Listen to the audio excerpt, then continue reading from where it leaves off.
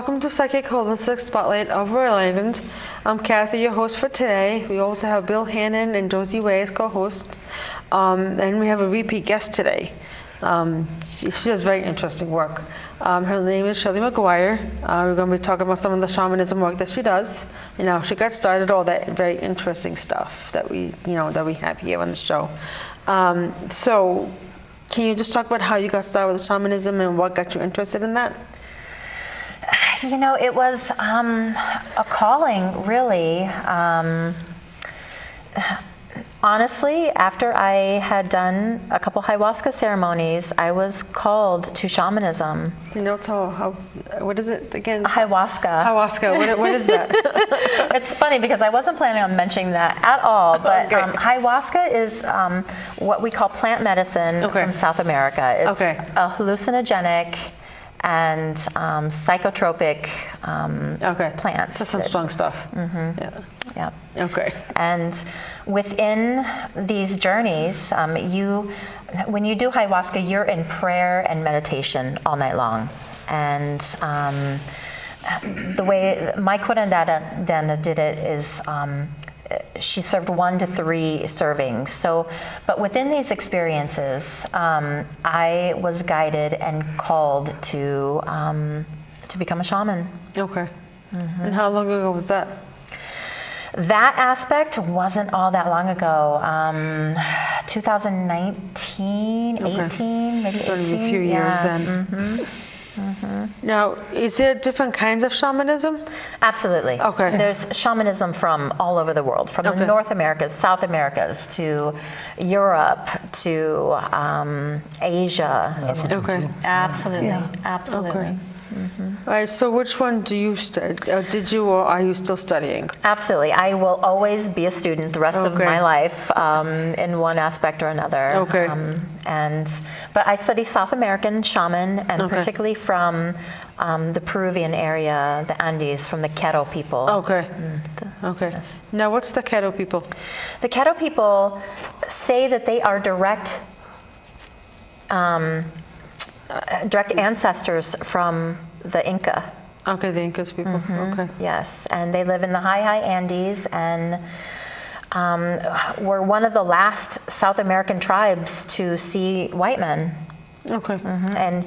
And survive the Inquisition there from the conquistadors longer than anybody else because they were so high in the mountains. Okay. Mm-hmm. Yeah, they were kind of like separated from most people. Yeah. Okay. Now they're generally a little bit shorter than most people, right? They are. Okay. They are little bitty people. Yes. Yes. Actually, I thought I've seen them a couple times with pictures and stuff. Mm-hmm. Now, is this near the lake? Titicaca. Right. Yes. Okay. Yep. Absolutely. And that has a Pleiadian connection, right? Yes. They say they come from the Pleiadians. Mm-hmm. Mm-hmm. That is their ancestors before being on Earth. Right. Okay. Mm-hmm. Very good. Yeah. Now, do you share shamanism with others, though? How I share the shamanism is through healing, energy healing, and shamanic energy healing, through coaching, through mindset. Really, in a nutshell, what it kind of boils down to is rewriting your story and healing your past traumas. Okay. And lifting those imprints out of your chakras, and dealing with the affinities to that trauma. Is there any soul retrievals with this as well? Absolutely. Soul retrieval, destiny retrieval, illuminations. What is the destiny retrieval? Destiny retrieval is where we journey through with Quetzalcoatl to bring that timeline into the now. So there's infinite timeline. Every timeline is out there. No matter which decision we make, that just creates a whole nother realm of infinite timelines. And the timeline that we want to be in our now is what we go and journey, retrieve, and bring back. Just like a giant hand pulling us to that timeline. And my teacher works with people like Disney. Disney has actually had destiny retrievals. And So high-powered organizations that we would never even guess are using shamans to access their destinies and bring to them. And who is that entity that facilitates that? You mentioned at the, just, So, that's the So Quetzalcoatl? Quetzalcoatl Right. is a archetype Right. that brings us into the upper world. And we ride on Quetzalcoatl. Quetzalcoatl is like a winged dragon or a winged serpent, better to describe it. And you form a relationship with Quetzalcoatl, and Quetzalcoatl will help you journey into the upper world, as opposed to the lower world with soul retrievals. And to access these destinies, basically quantum jumping is the physical, Right. the physics term for it. So you must have seen a lot of people healing their own selves though from doing that journey. Absolutely, Yeah. absolutely. And you know, you have to do the work along the way, or you know, it's not going to come into fruition. Yeah. You know, you just can't, you know, ask to be healed or to have a destiny come to you and not do the work along the way. It's not a magic wand. Right, yeah. And you still have to make the right decisions and be with an open heart and to have these destinies stay with you. Okay. Yeah. So we're reaching backward and forward at the same time when we're doing these journeys. Yes. Though, for the healing. Yep. And so to just kind of like put all the pieces back together. Is kind of what you're doing. Yeah. So when we go for a destiny retrieval, we're using Quetzalcoatl. We're going into the upper world and we're going and searching. We're tracking into these timelines to find that particular one. And then as we're there and a giant hand literally comes back and pulls you to that timeline. Okay. So we're going forward and backward and meeting. Okay. Yeah. Now, without going to any like specific details or identifying anybody, is there any one particular time that's been the most profound, where you are helping someone go through their journey, or even for yourself? So, you know, destiny retrievals has been the most profound for Okay. myself so far. Okay. And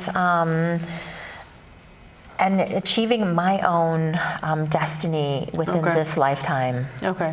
So you've seen a lot then for yourself, though, too. Oh, Yeah. dramatically, yes. Okay. Yes. Yeah. It's very profound. And I've been working with myself so much, I haven't yet really put the intentions out there to start working with clients on that.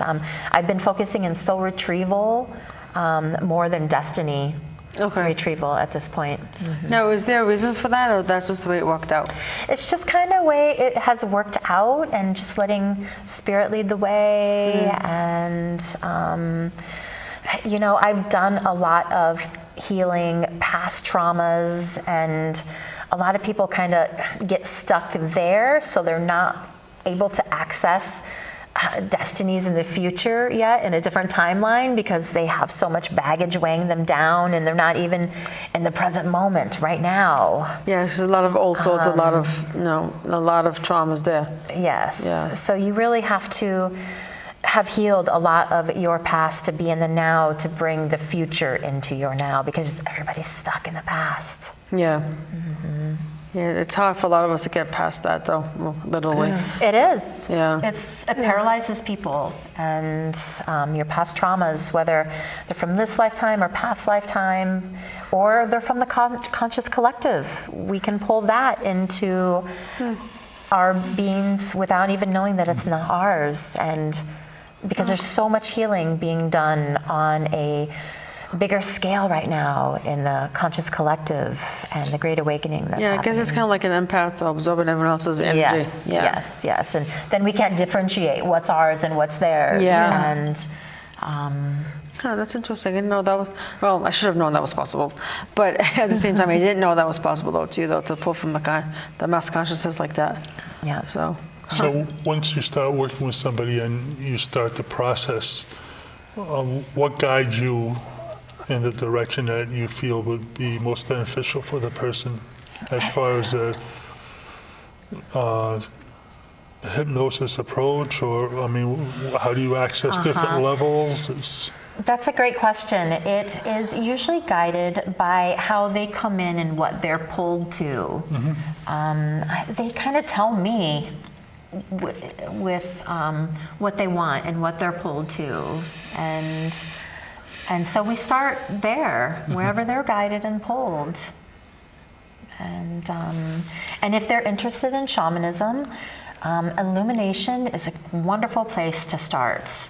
And illumination is where I open my mesa, and my mesa is basically an altar, a shaman's altar, and I have 13 stones in there, and for the directions and the lineage, and they will pick a stone, and they're gonna blow their issue, if you will, or whatever they want to deal with into the stone, and then I find which chakra that has imprinted in. And then we go and I bring in the Kero lineage that walks with me, and they go through and they start doing the work. And Well, as you're doing this, I mean, I can actually feel activation myself.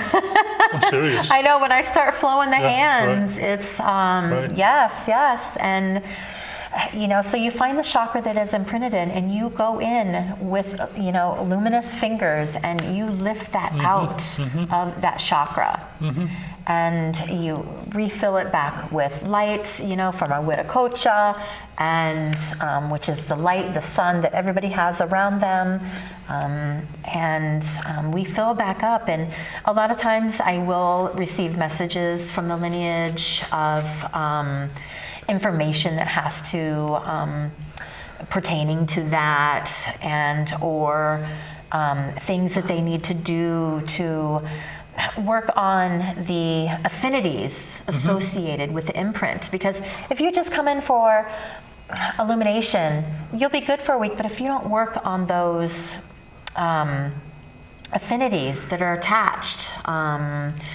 they'll come right back. What do you mean by the affinities? So affinities can be mindsets, emotions, and Yeah, a lot of conditionings. yes.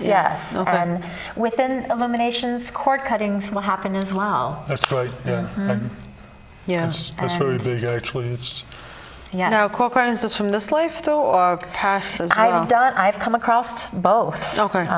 Yes, like more recent ones are,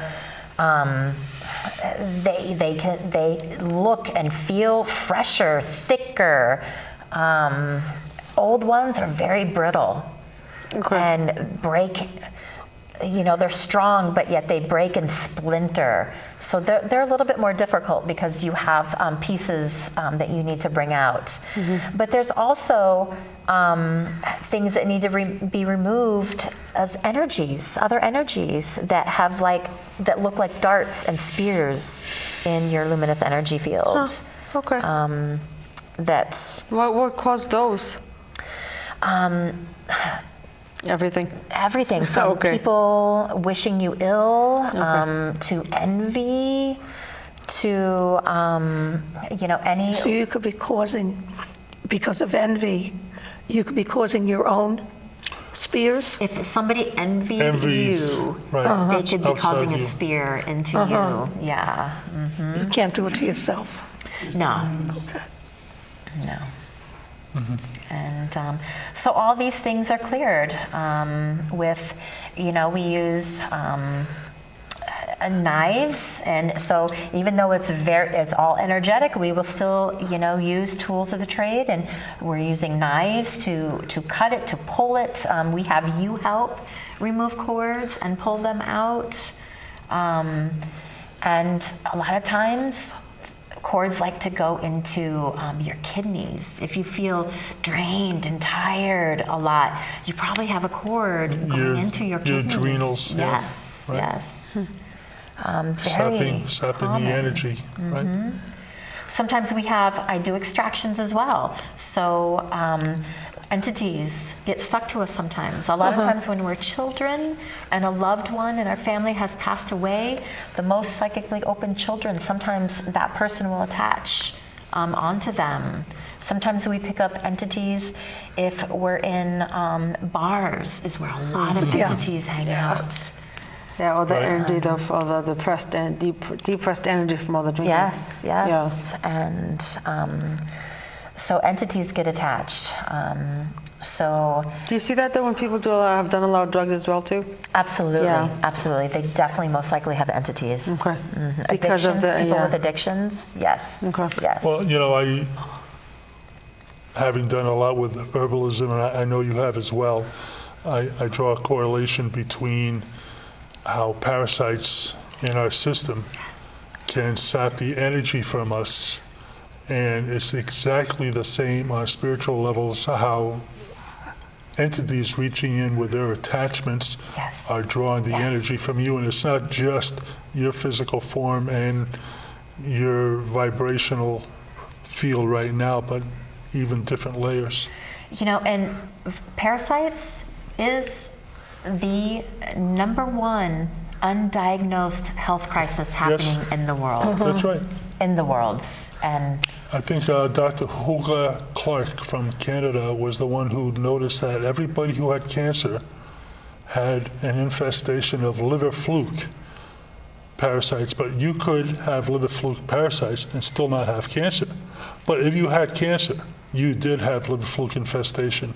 And she gave you a 3-step way to get rid of these parasites, and that frees your body now up to be able to heal itself using other modalities. Yes.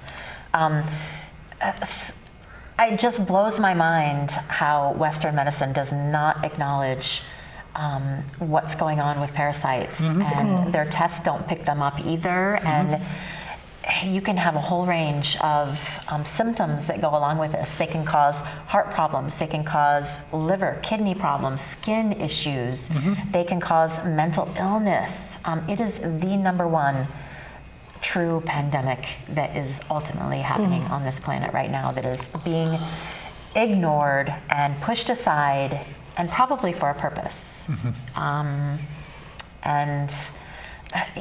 People with IBS is a big sign of parasitic infestation. Right. Yeast. Yes, Candida, huge. Right. And I suffer. And so me too. And it's funny that you brought that up, because I had, and what re-speared my awakening. It's not funny. Not funny, haha. No. It's a wonderful synchronicity. Yes. Right. In 2011-12, I had a severe heart problem, and I was diagnosed with a prolonged QT.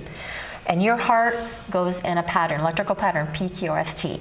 QT is where your heart repolarizes. It was taking too long for my heart to repolarize, and it could send you into sudden cardiac arrest, ventricular fibrillation. Right. And it stopped my life in my tracks. I had a toddler at home. I had chronic major fatigue. I could barely, my legs felt like lead weights. I had 2 pages of symptoms. And as you know, 2011 and 12 was another time period of a huge awakening. Yeah. And it was my body's symptoms getting me back into my awakening.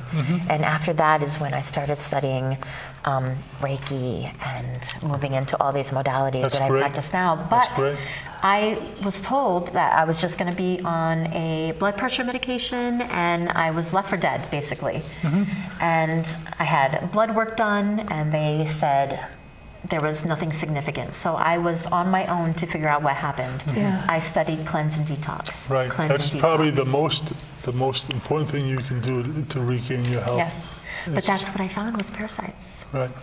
Yeah. And I got the heart problem to go away. And they never asked what it was, through the pills and the trash. So what got you to find out about the parasites, though? It was that heart problem. So, I was diagnosed with that heart problem, and saving every breath and every step, and I couldn't be athletic anymore, and I wasn't going to live the rest of my life going to work and coming back and getting into bed, because that's all I could do. All right, so And there's no test for the parasites though. So was it like there matter of are deduction? tests, but Okay. they didn't want to test me. I actually I cleansed out a parasite, put it in a tube, and had it tested, and they still wouldn't diagnose it. Western medicine wouldn't acknowledge it, yeah. will not acknowledge even when you have a past parasite in a tube. Yeah. Here's the evidence. Yes, it's the most disgusting thing ever. Right. And they will look the other way and can't diagnose it. And but I'm thankful for that because it brought me back to my reawakening, and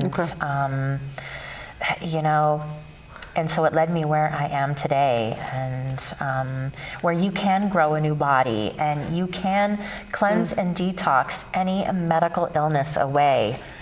Through herbs and plant medicine and diets and your mind, your thoughts, your feelings. Well, the understanding lately of how important mushrooms are, Yes. it's amazing how the lion's mane mushroom is very good for irritable bowel syndrome or things of this nature because it heals the linings. So in other words, if you have a lining in your stomach where They're very thin. they're very stomach thin to linings. begin with, and that's how actually the food is passed. But the thing is that there are areas that it shouldn't pass through, and now you have acidic material getting into Getting your in. bloodstream in a non-conventional way.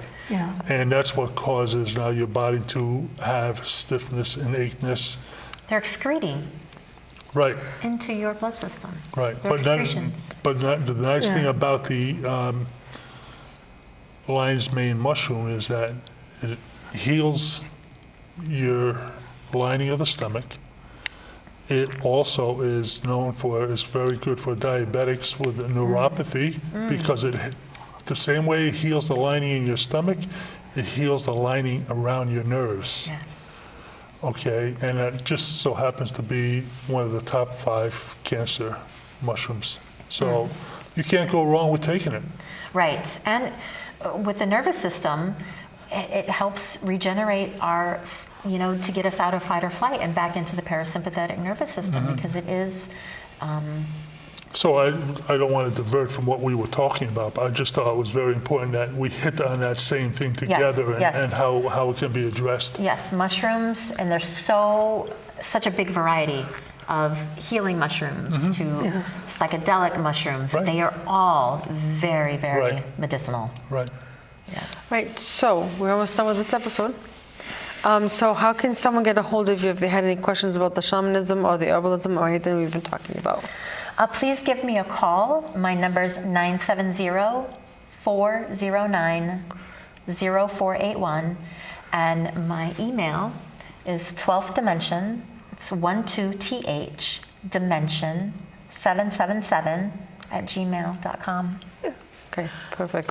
For a piece of information, I've shown it to Bill, but there are a couple of allopathic herbal places that are producing mushroom products that I just renewed my prescription. Oh, good.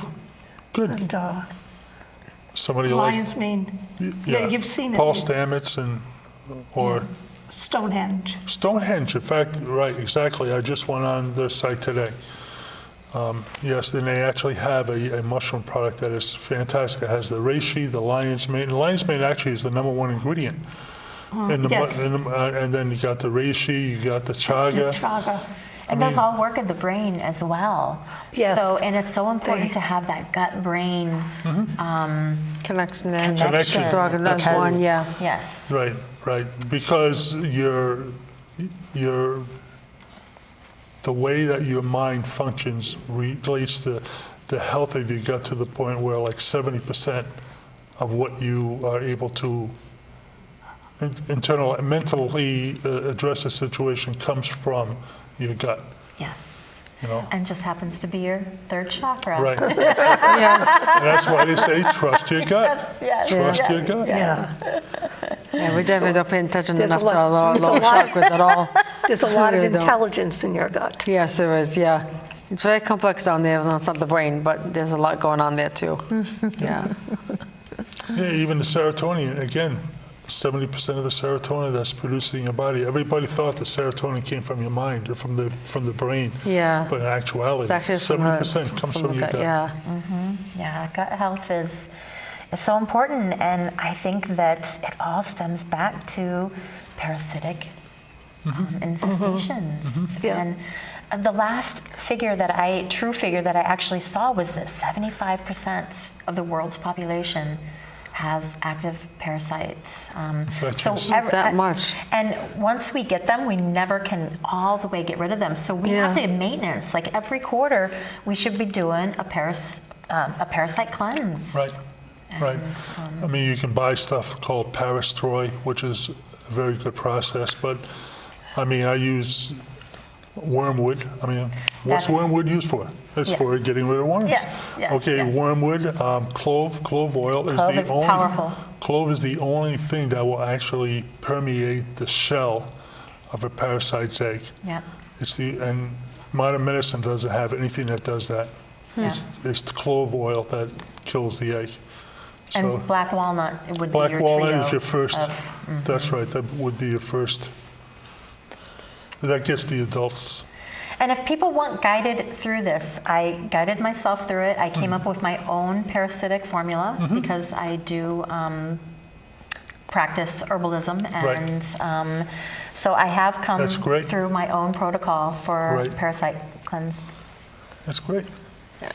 Yeah, I make the walnut hull tincture every year Very because nice. I share it with a lot of people. Yes. And it's important to liver cleanse while you're doing this. And I'm That's a big interesting. proponent I never of did the two coffee together. enemas with that. Yeah. Right. I've never actually did those first two before. Because the die-off can be extremely tough from parasitic cleanses. So Yeah. it's important to know agents that can go in there and bind to them and to do coffee enemas so you're not reabsorbing the Right. die-off of these infestations. Right. That makes you very sick. And usually people fall off the cleanse because of that. So Right. Again, you should start very gently with the walnut hull extract because it's so powerful. It kills so many of the adults at one time that it can be very toxic. yes. You should just start off with a few drops. I'm at the point right now where I'm able to take half a teaspoon at a time. But the thing is that this is what you should do, start off with just a few drops in a glass of Right. water. And I want to point out real quick that you don't get parasites from being dirty or filthy. No. They are in the air. We are breathing them in. They're in the foods we eat. They're in In the the foods, I think we that's eat, probably the heaviest contamination is from you food. know? So there's no way around it. It doesn't matter who you are, what your social economic status is. Oh, no. It's no reflection upon you. That's right. Right. You just happen to be the host of. Yes. That's all it is. Yeah. The hostess with the mostest. Welcome to our show. I am your host.